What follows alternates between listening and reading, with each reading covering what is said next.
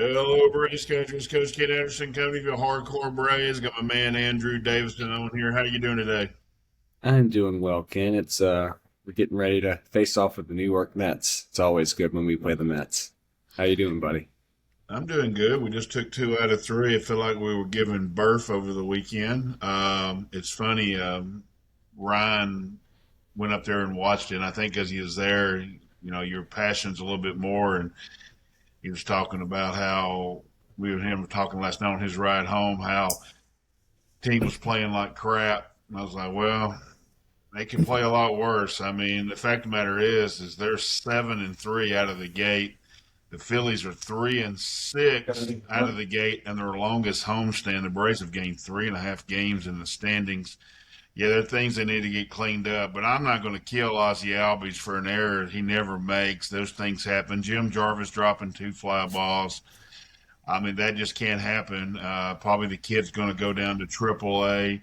Uh, Dubon, really, that'd been a hell of a play if he could have called it. Maybe could have swept this series. Yeah, I mean, they didn't hit the ball, but the Orioles threw the ball very well, and they had been playing well. We warned everybody how well they were playing. We were going to get their best punch. Overall, I thought the series went fairly well, Andrew. And anytime you can take 2 out of 3 on the road, it's hard to say that we played bad. I think we played well enough to win. Can we play better? Yeah. What are your feelings on that? I mean, can't be mad about taking 2 or 3 on the road, like you said. Like we also predicted, the Orioles got their last punch, and they punched us pretty good, but um, we punched back pretty well, and just what good teams find a way to win a game. When sometimes our defense plays like we're 8 years old. It's gonna happen, but really proud of the way the guys fought hard and battled back after some of these mistakes.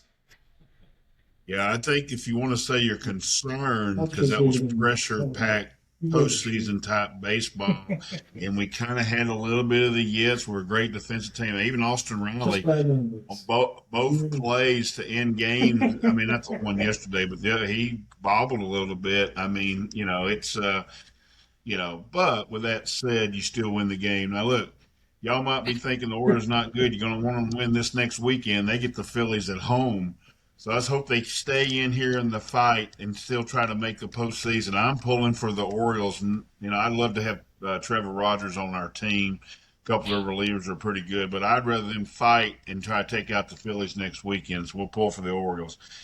That's enough on the recap of that. We jumping up to New York and we play the Mets. And the Mets helped us out last weekend. They beat the Phillies 2 out of 3. They did not help us out so much against Milwaukee. They got blasted by Milwaukee. But if Jacob Mizorowski is going to strike out the first 11 or 12 batters, the enemy team's going to win. Mets come in limping, Andrew, a little bit. They lost their big star Soto, and it looks like Soto and Lindor are just not going to play many games with each other. They probably both like that. They don't like each other, it sounds like. But the loss of Soto is really going to just decimate this ball team, isn't it? Yeah, and you think you kind of saw that in a couple games against the Dodgers for them. Soto's everything to them right now, especially with their offense, and we're getting them at a good time. They are limping, but they're a pesky team. They've got some really good young players, and they've played us well this year. So it'll be an exciting series up in Queens. He brings up a good point. The fact that this is a young team now. They're Soto's gone. They're going to play all their kids, and we get two of their really young pitching phenoms. Now we've seen the other two. We've seen McLean. We've seen Christian Scott, and they are tough rides. Well, we get Thornton finally. He's their left-hander for the future. These are going to be their 3 top rotation guys. He comes in the game with an 0.86 whip in 4 starts, Andrew, on Monday night. We don't hit left-handers. That's not going to be very good. We're going to throw Martin Perez. That I do like. He owns the Mets for some reason. So in his career, and that young lineup could struggle against Martin. We'll get to that later on.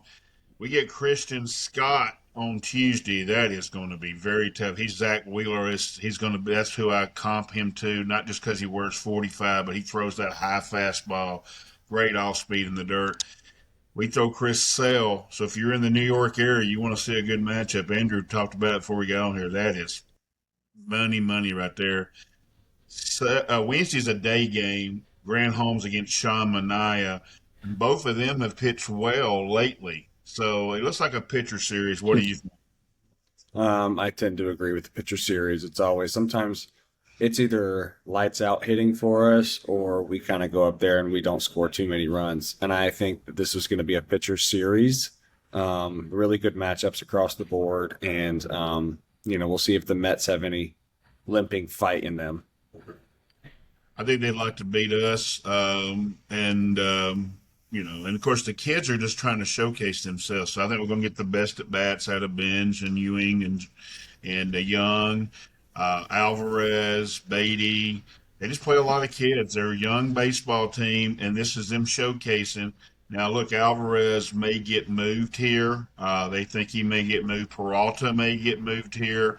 Luke Weaver may get moved here. AJ Minter may get moved here. Before Anaya? we jump into the series, yeah. And any of the Mets intrigue you that AA may move on and trade him to the Braves? I'm looking right at Luke Weaver, and I'm just going to say it for the love of Braves country, AJ Minter. Yeah, I think we got to add to the bullpen. I think that's pretty much, and the Mets actually have a pretty good bullpen. And I think both of those guys would fit this team really well. yeah. Brazelbon might get moved too. I'm not really interested in Brazelbon, but we'll see what the Mets do. As far as the hitters for the Mets and our batters facing them, Lindor has played better lately, hit the ball better. He's kind of guess they're a big gun. But do you want to tell us about a little about the kids? They're three kids, Benj, Young, and Ewing. I think are all going to be good hitters. How about you? Oh man, I am such a fan of Carson Benj. That kid plays the game really well. He runs great. He hits for power. He hits for average. He plays great defense. AJ Ewing's just a little bit of a step down on the power from Carson Benj, but another really good. And they're both left-handed. And then Jared Young, I think that's his name, is a Yep. great young first baseman. He's got a bright future ahead with the New York Mets. It'll be a tough outing for our pitchers, but I do like it in this series that we're throwing two lefties against them to where they may struggle just a little bit. Yeah, if you want to get a comp for those three guys, Carson Benz has got a little bit of Pete Crow Armstrong in him. He's got some flair and he plays hard. I don't know if he's going to have the power PCA has. He's got a lot of power, but we'll see. AJ Ewing reminds me of Nick Markakis so much. I mean, he just everything but good arm, plays good defense. He may not hit maybe 20 home runs, maybe what he hits in the major leagues when he gets going. But I'm not saying that Jared Young's going to be Matt Olson, but he just looks like Matt Olson playing first base the way he stands over there. Tall guy. He's got a long way to go to be Matt Olson, but that's some good players. What about the Beatty kid and the Vientos kid? What do you do with them if you're the Mets? I mean, it looks like they're going to move on from Alvarez. His defensive liabilities, they just cannot handle. Now, they could maybe move him to DH if they got a really good defensive catcher, but there's not a lot of that out there right now. What do you make of Beatty and Vientos, and do you think there's any chance that somebody may take a flyer on one of those two? Um, I think it's probably going to be best for them to move on from the two of them. Those guys were part of the Lindor and the Nimmo and the Alonso and Soto years where they just tried to do everything they could to win and it didn't work. I think they got to move on from the both of them. Brett Beatty's not good. Mark Vientos is a little bit better, but I'm not really sure that they have any future in New York. And I think it'd be best for the both of them and the New York Mets to move on elsewhere. Yeah, and we're not talking about getting a lot, but you always got to restock. Everyone's always talking about that. Yeah, they're not going to bring anybody. What are you talking about? Including one of my buddies, Ryan. He's always talking about they don't have anything. The fact of the matter is that you get anybody to put in your farm system, and that thing, let's talk about the kid. All we did was trade Rafael Montero to get him off our roster, and we got Jim Jarvis. And other than the two drop flies, I think Jim has showed he can be a productive major leaguer. How about you, Andrew? Oh, I agree completely on Jim Jarvis. That kid can play baseball. I mean, he kind of had a little bit of a fluke with two drop fly balls, and you can't do that. And that may hurt him if he gets sent down. But Jim has been pretty promising, especially for giving up Rafael Montero, because if you remember that last year, you know that was terrible. Yeah, it was. And look, I like the way he bounced back, and I love Walt sticking him right back in the lineup. And he had a I couple do too. plays yesterday, and it didn't affect him. The Braves have such a great veteran core. Ozzie talked to him. Yaz talked to him. I saw, I think it was Chris Sale talking to him in the dugout. And even Tyler Kinley. That's somebody that should talk to him because Tyler's been all over the place with the Braves. He's had to fight his way. Good moment yesterday for Tyler. Uh, I think all Braves country's butt cheeks tightened up when he come in the game, but he really showed that maybe he can hang around here. Walt's got to pick his spots. Walt Jackson Holiday to get to Huff, and that's 100% the right move. I know you're worried about a walk, but Sam Huff hits 125. I mean, you had any problems with him walking Holiday to get to a 125 hitter? At the beginning, I was like, oh, we're walking the bases loaded. But Huff strikes out a lot. And then with Holiday up there, Kinley's not very good against lefties, so it made a lot of sense. And Huff's not a very good hitter. So I was fine with it. And it worked out, and great for Tyler Kinley because he needed that. He pitched pretty well this weekend at Baltimore, and I hope he can move on from that. And this is somewhere that he can build off of. I agree. Now let's look at our hitters real quick. It's kind of interesting. Brian made out a point that we didn't swing the bats good. Now he's into the mechanics and everything like that. And he was right there, boots on the ground, and I can't wait to hear what he has to say. He thought the approaches and some of the swings were not good, but the Orioles pitchers really pitched well. People don't realize how well Rogers and Young have pitched for them. And Shane Boss has been bad luck pitcher for them all year long. He pitched well. And their bullpen had been pitching well too. Um, Drake still had really good swings. I was trying to go through who he thought. I know the bottom end of the lineup was kind of off and on all series. Austin had pretty much a bad series. He got a big hit. Dom Smith did put some balls in play, but they were kind of weak contact. Yaz just he'd have a good swing, not a good swing. Jarvis didn't have a good offensive series. Mateo looked like Calb do. I'm done with Jorge Mateo swinging the bat. What did you make out about our offense? Now, look, when Matt Olson is off, and we know this, Matt Olson is off right now. The offense looks different, don't it, Andrew? So, what do you think? Yeah, and outside of the home run swing and the double he had this weekend, Matt Olson was not good. He was missing a lot of pitches. He was fouling off a lot of hittable pitches. We got to be able to hit the ball better.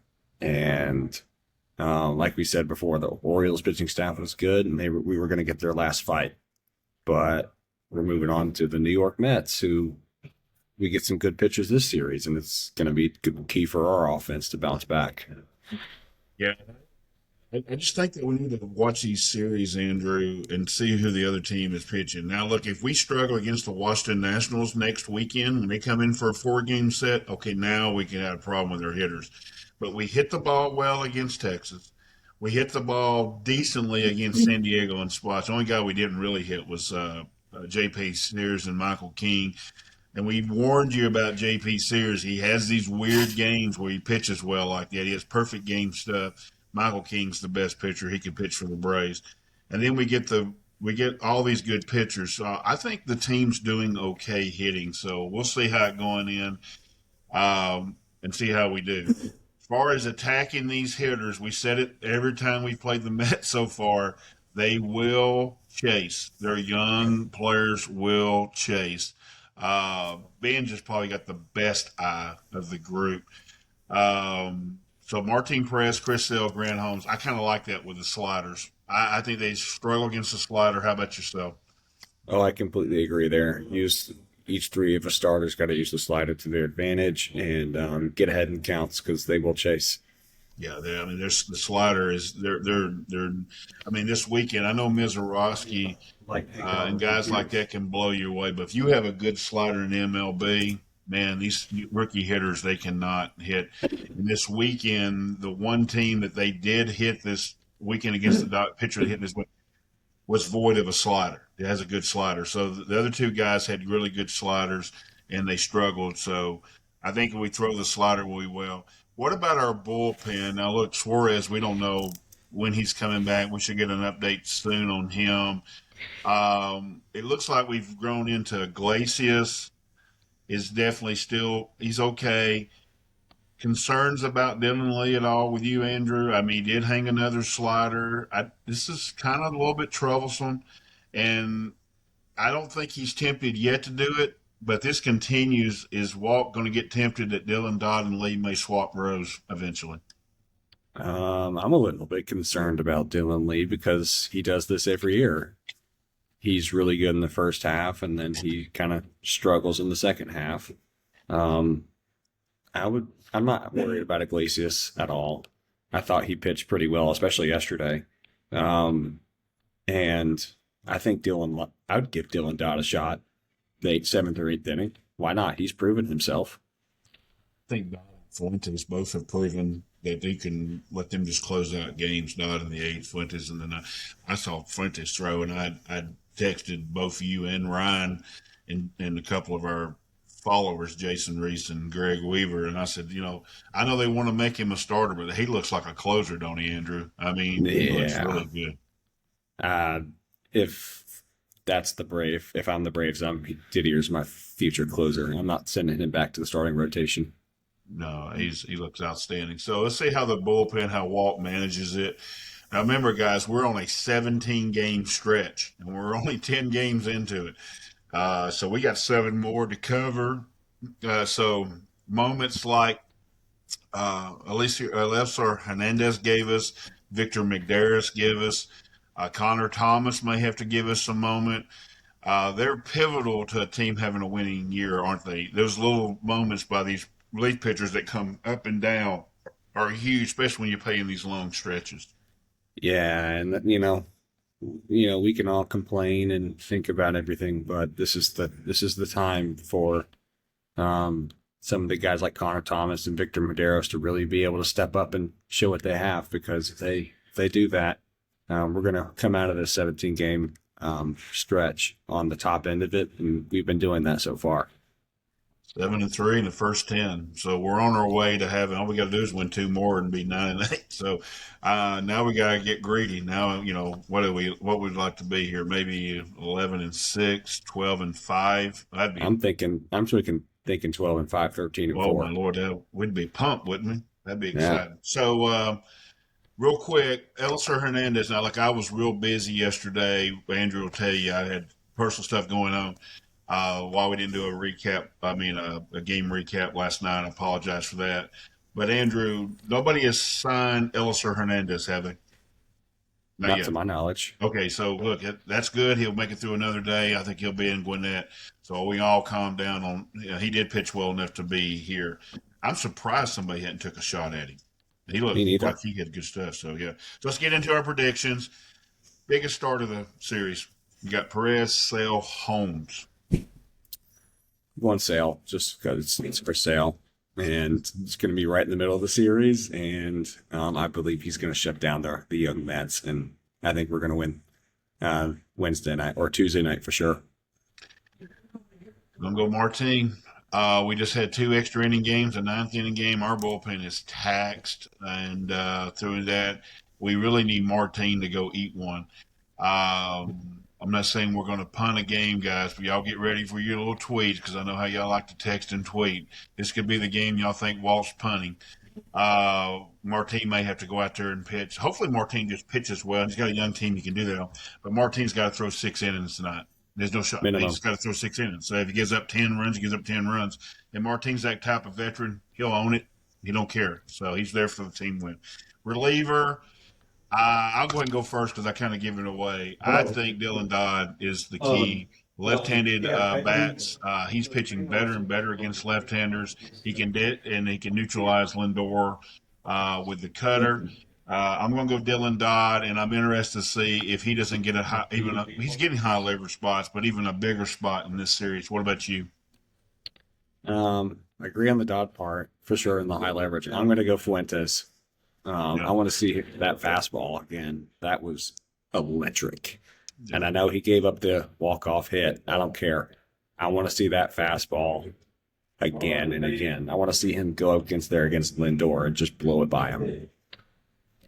Beavers gets that fastball 9 more times. You don't hit one of them. So they just good for Dylan Beavers.